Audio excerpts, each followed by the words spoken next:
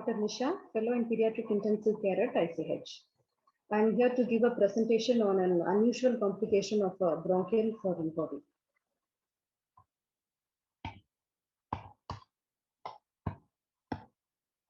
So we had a 1.5 years female who was admitted with complaints of noisy breathing and cough for past 3 months.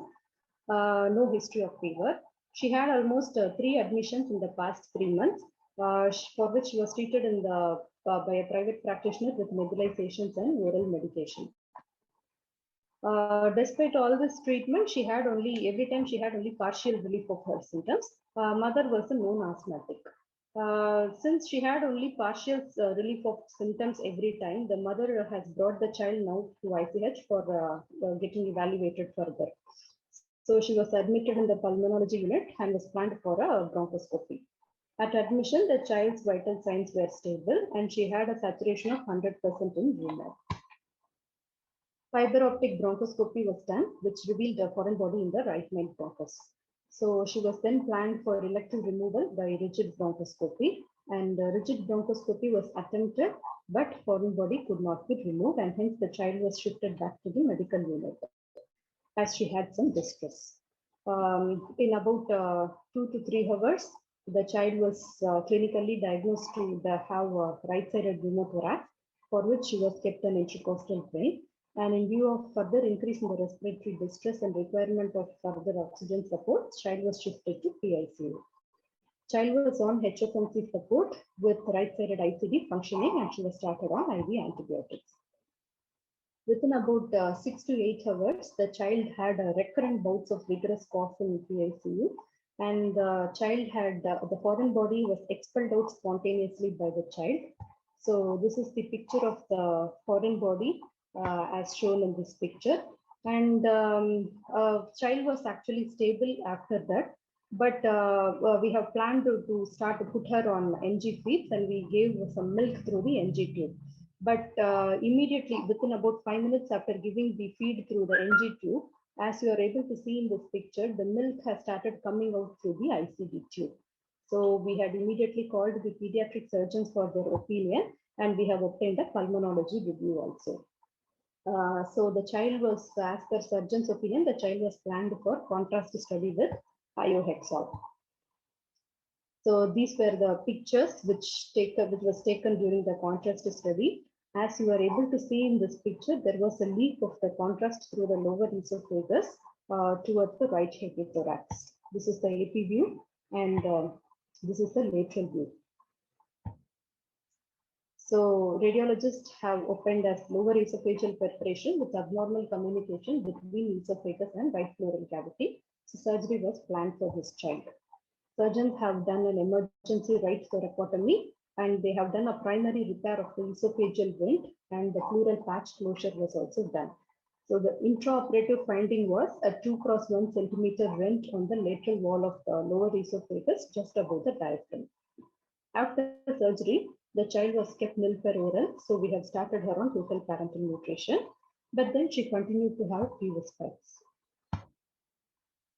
So after about 36 hours of surgery, she had continued to have high grades of fever, and she developed a shock in PICU.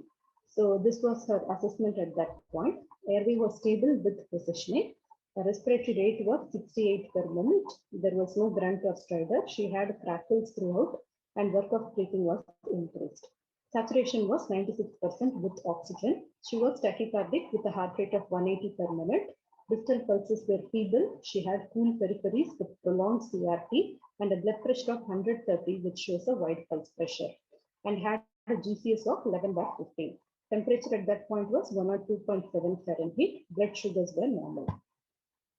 Shock was corrected with fluid bolus. It was a fluid refractory shock, so we had to proceed with norepinephrine infusion through central line.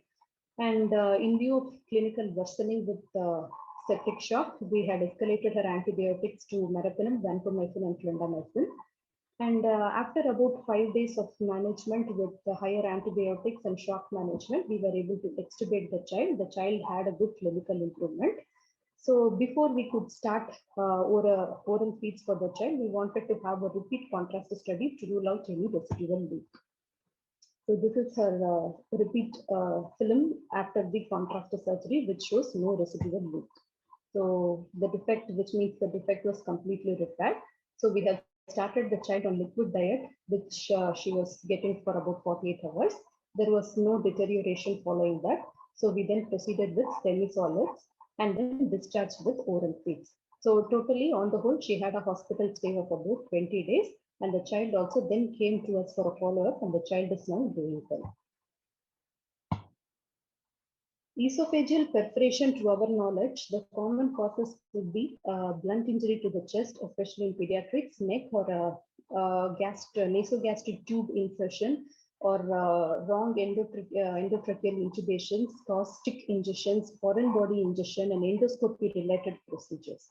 The time interval between the perforation and the institution of the therapy, the general health, well-being of the child, and the age of the patient, everything matters with regard to its mortality. The overall mortality in esophageal perforation is 40%.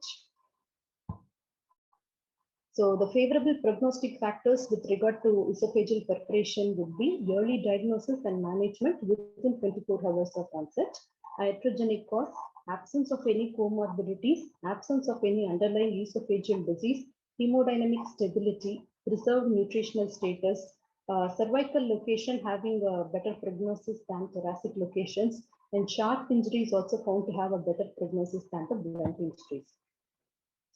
So these are my references.